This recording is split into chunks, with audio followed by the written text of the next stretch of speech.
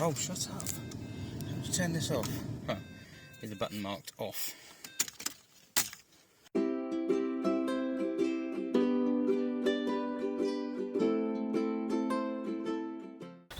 Right, so outside now, on to point number 2, which is you need new gas struts.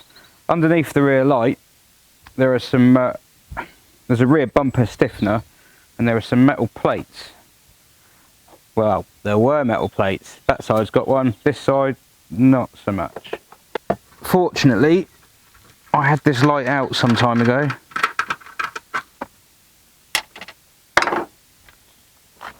Because one of the jobs we've done to the light since is to fit an LED fog light in here. So to get the car UK legal, it needs a rear fog light.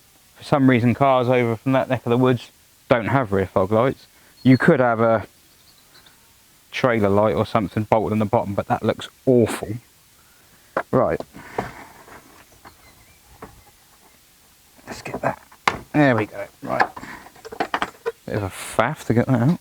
Yeah, so there's an LED in here, which if I was forward thinking, I would have illuminated for you. Yeah, I've had the lights out when I was doing the rear fog conversion, because where we've put it in this little void here, well, it used to have 2 reversing lights, but now it's only got one. The other side's got a fog light in it, but that means that the lines of the car are unspoiled. Problem I've got, it's this bracket here. The problem is, I don't want to take the bumper off, because it's going to be held in with these big rivets, and it's going to be a faff, and I don't think it needs to come off, because it all looks perfectly good under there. It's just these plates, I'm guessing, where the light rubs against them. So there's a plate there, and it's spot welded, so there's a spot weld there, there's one there, one there. You know, I just feel them. One there. So I'm thinking the best thing to do is to remove all trace of that. Well, either remove all trace of it and fit a new one, or chop it along here, because it's actually perfectly good up there, and you can't get a drill in there anyway. Just grind it along there and make that section, and then seam weld it along there. That would actually work, to be honest. I think in terms of time, that is probably the best approach. So what I've done is I've drawn a line along there, and now I'm going to use a very precise technique to mark out the shape of the bracket. Very precise. This is highly scientific. And then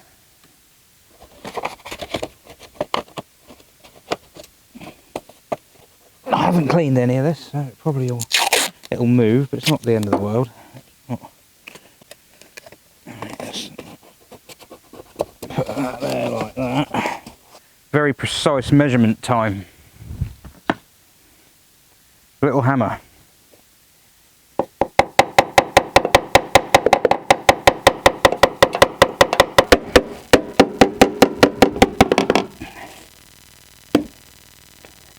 Great success!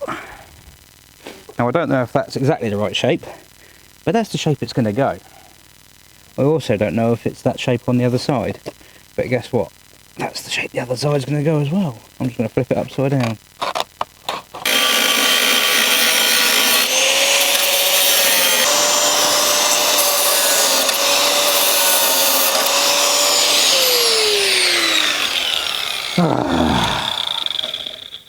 Flap disc time.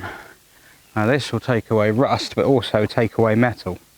So you have to be careful with this. That's why the paint remover wheels are generally preferred, because you don't run the risk of thinning this out too much by accident or grinding away huge bits of bumper.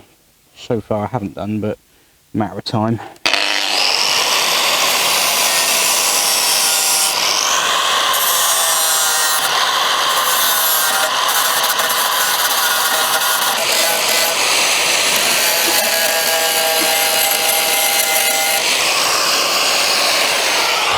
There we go. I'll spare you the agony of getting this one off, but the beauty of this side is there are only 3 spot welds to deal with because one of them has rusted away. Well, obviously this side came off much easier. 3 minutes.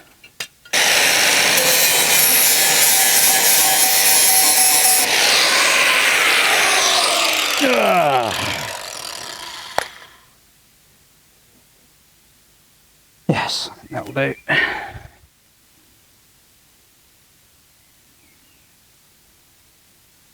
So we've got some 1K self-etching primer. 1K meaning 1 pack. Don't know why it's not 1p either, 1pk, but you have to give this a mix because it's got zinc in it, and all the zinc floats to the bottom. Well, it doesn't float to the bottom. If it floated, that wouldn't be a problem, would it? It sinks to the bottom because of gravity and such. It's just really just to help with the adhesion to the bare metal. That's all it is. Give the metal that goes underneath the repair panel a fighting chance of not rusting. And that's that. So that's drying. What's the best thing to do? Shall I make the repair sections now, or shall I do the bootlid? I think the bootlid might make more sense because the repair sections for this, they can be done at night when it's dark or raining. So let's have a look at the bootlid. I did tell Ian I wasn't going to do it, but it needs doing. Now, you might also be criticising my choice of pointing the car into direct sunlight. Well, not even direct sunlight, the sun's up there. While having you in the shade. Well, the simple reason for that is it's too damn hot to be standing in the sun, I have decided. And so I will be conducting this as a silhouette. It's quite heavy, the rust on that, actually. Plus, I don't know about you, but I'm particularly enjoying the silhouette of the Ford Fairmont. You can see all the lines. There we go. Are you going to stay up? Right. I'm not even going to try and remove that number plate. People again might look at this and say, "What are you doing, you cowboy? You can't go around the number plate." It has these funny security screws. They're actually quite clever. I can't remove it without drilling them out. And I need to leave Ian some content, don't I? Oh my God.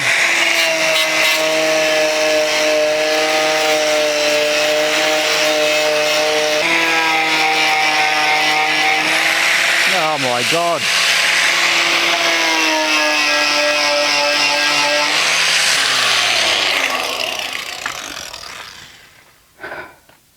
This bootlid is toast.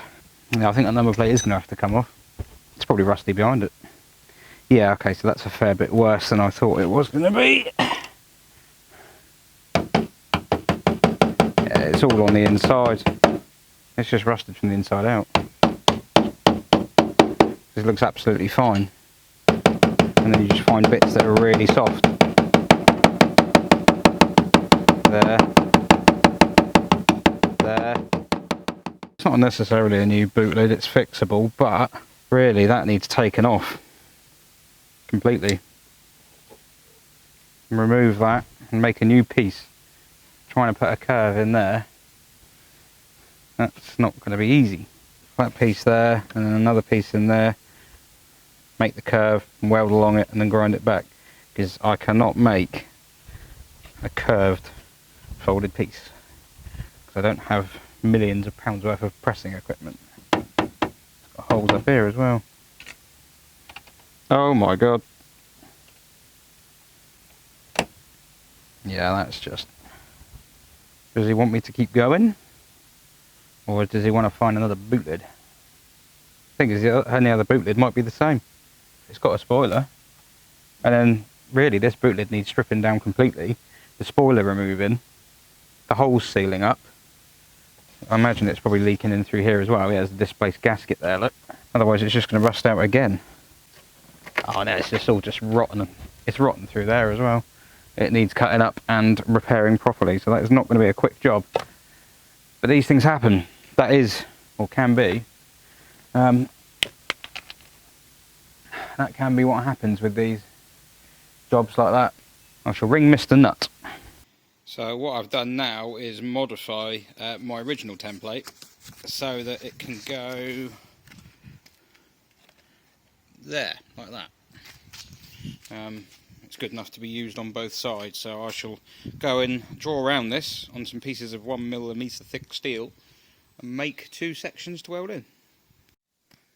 Well, I don't have any new steel, and I don't have any 1mm thick steel, but I do have some 0.85 thick millimeter steel in the shape of this BX door, which has already given up some steel. That went on to be, that's the Bootlid for the Imp there, missing out of that door. Yeah, it's in good shape. The car wasn't, that it was bolted to, but that door's good, so I'm going to make my repair pieces for the bumper bar out of this and weld that in. Well, there we go. Where's one template? There's another one. And they'll go in, so it's not a template, that's the actual piece. And they'll go in there like that. And then get a seam welded along here. I'll drill some holes and plug weld it. I can't spot weld, I haven't got a spot welder, and I couldn't get in there even if I had one. But I'll plug weld that, put a bit of seam seal around it as well. Finished in a eye-catching shade of Triton Green, Vert Triton, which is a Citroen BX green, because they came from a Citroen BX. But I've run out of time now, so they'll be done another time. Yep, so there's our pieces of Citroen BX door. One for the left, one for the right. I kind of think they look like NSX rear lights, the new Honda NSX. Yeah? No? So yeah, with the template, all you got to do, fold that back over like that and draw along the fold, and then fold it like that and draw along the fold, and then you know where you have to fold it, and then you flip it over to the other side and do the same again, but it folds the other way obviously because it's the other side, and then you fold the pieces of metal, and then you scream and complain and cry and smash something up when you realise you folded them both the same way. That won't happen.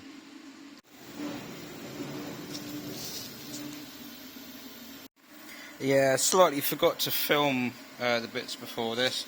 It looks a bit rough, but that's just sort of visual. It is actually alright. There you go. Told you it was alright. Couple of little tiny holes appear in the welds once you've primed it, but that's what seam sealer's for. There you go, that is a reconditioned bumper mount for a Ford Fairmont, the likes of which I'll never see again.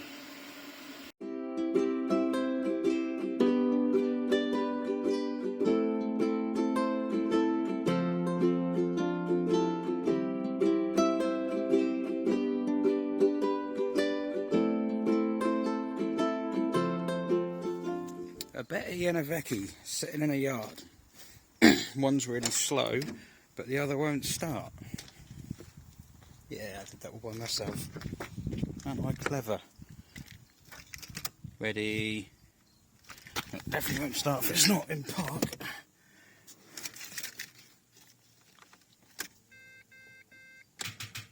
Nope.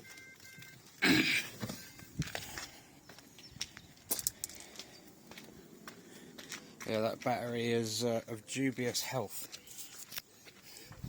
So we have to... Come on. Go on, there you go. Oh, the throttle response. Oh, the smoke.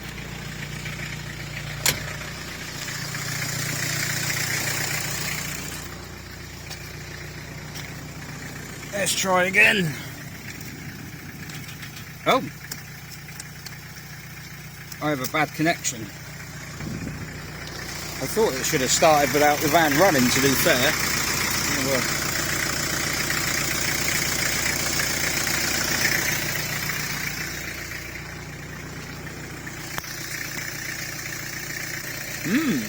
Something odd here. Okay, so Betty really doesn't want to start. This battery is very flat, and surprisingly small. They're not touching, by the way. See? Been running for about 5 minutes, if that actually. Oh dear. Maybe it was the inhibitor. Try that again. Well, that's weird. The battery on the van is massive. Well, this is odd. Becky is putting out, or sharing, 13.5 volts between the both of them. 13.5 volts, not amazing, but it's enough. And with a battery that size, my hand for reference, that is a big battery. With a battery that size, and it's already running, which is the battery's only job in Becky, to get it started and to power the clock. Problem is I can't, maybe it's a stuck starter motor or something, but I can't hear it because this van's so damn loud. But it's not having it.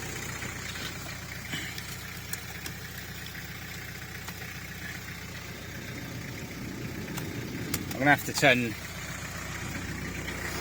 to shut Becky down.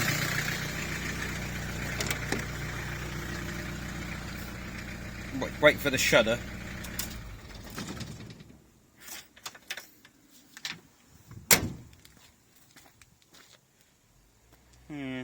Not amazing, but then Betty will be dragging that down if the battery's knackered.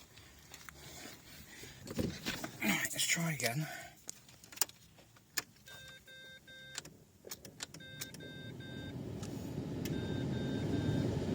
Don't tell me the starter motor's gone.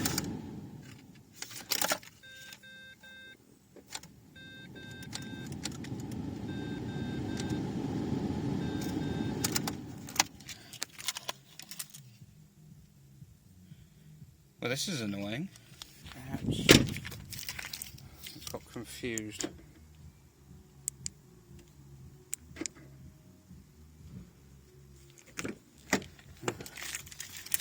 A brief lock and unlock might help, because there was a little...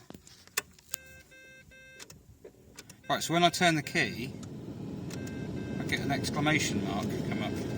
A warning light down there. See? That's me making that come on. Cars can behave funny when they've got flat batteries, and this car it's more advanced than it looks. I know it's kind of old school underneath, but it's got a primitive form of CAN bus in it. So it's possible that it is just confused as hell because it's got a flat battery. I think I'm going to have to leave Becky on it for a bit. Not the most confident charging system I've seen.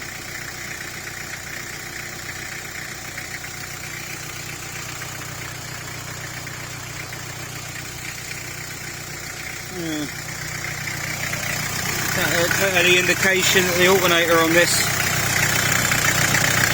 doesn't have long left.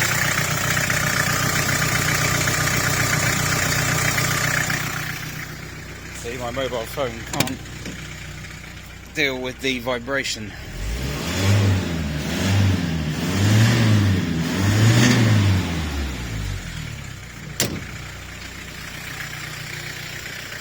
Yeah. Right, Becky's been running about an hour now, just under. I've been off power washing a chassis. 10 points if you can guess what that's from. I haven't been over here at all, but I don't need to. Because Becky is a legend, and Becky is running too cold actually, there's something not right there. So, yeah, I've been running a long time. Let's see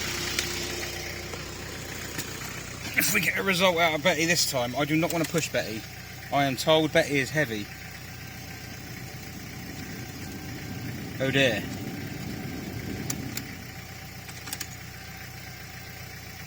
Oh dear, oh dear. Okay, that's not good. Maybe I'll have to leave the battery disconnected for a little while. Something ain't right here. Becky? Becky is Betty and Vecky's children. Yeah, 12.5 volts on that battery. That's with Becky completely disconnected. So something's not actually right here. Oh, shut up. Let's turn this off. Huh. There's a button marked off. There's a relay doing relay things. There's also something bonging at me, which is very annoying. What is it? I think it's that one. Oh no. That one.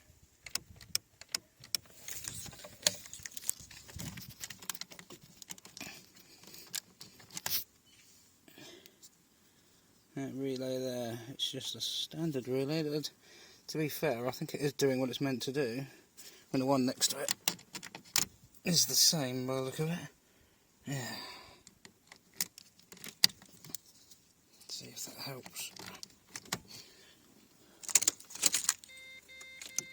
Nope. Right, reverted to the old unhook the battery for 5 minutes. Or more like 20. Routine.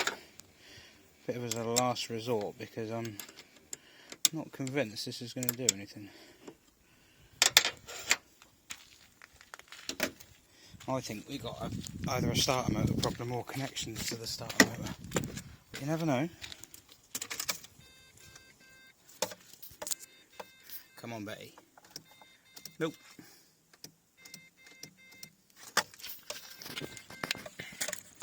It's that relay there. I think it was that. Yeah, it's definitely that. Never did find out what this does. Yeah. Doing that, that light still comes on. It might be that light's supposed to come on. I can't think why, but then I can't think why they'd make it bong at you when you turn the ignition on. And of course, the start motor is not on the easy side, although it would be next to the exhaust. It's on the difficult side. I think. So far down that it won't even focus.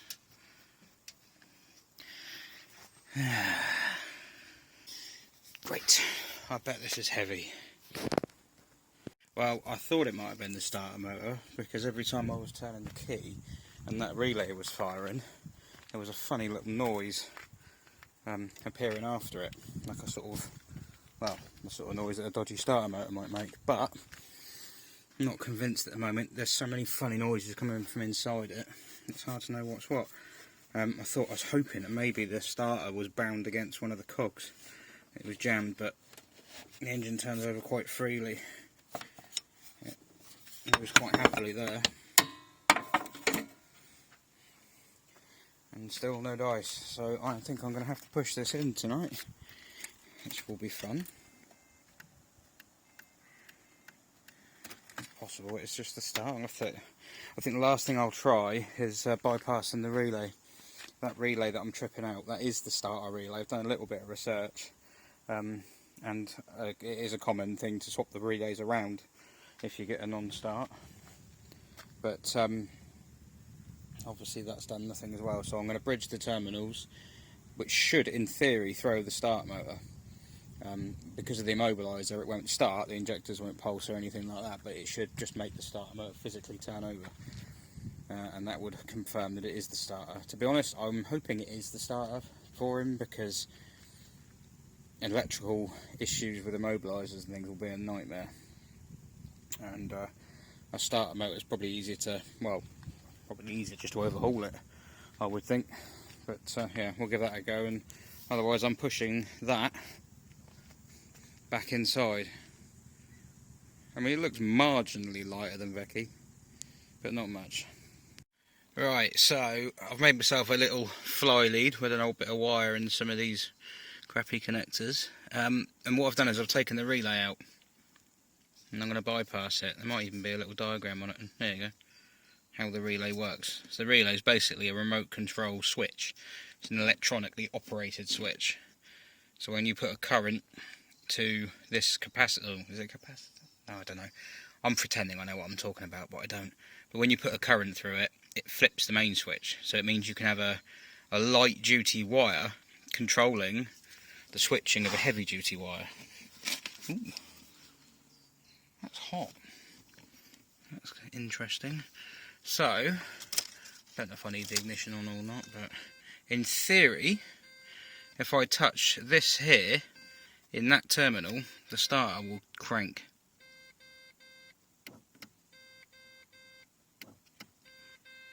Okay, so what is odd,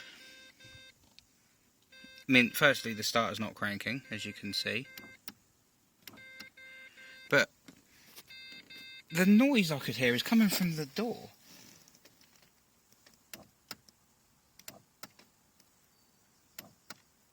Why? Genuinely, why?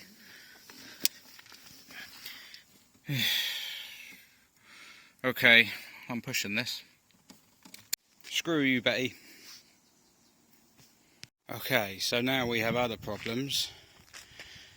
Betty is inside. That took many times longer than it should have, because I couldn't start it. I had to push it.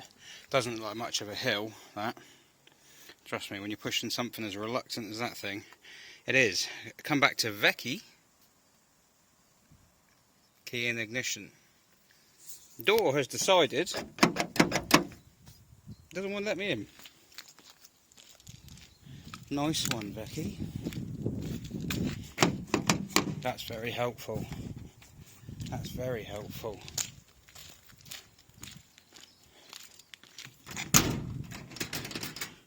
And the only one that is kind of open is that. Yeah, and there's me wishing that I'd had some spare keys cut.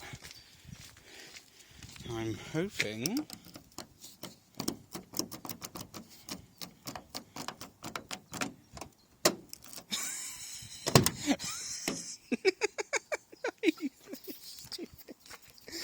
oh, for God's sake, man. Another key to Becky. That's why it's got the extra locks. That's ridiculous. I wonder if I can get on the other side. Oh, hi, yeah, just going for a drive in Becky.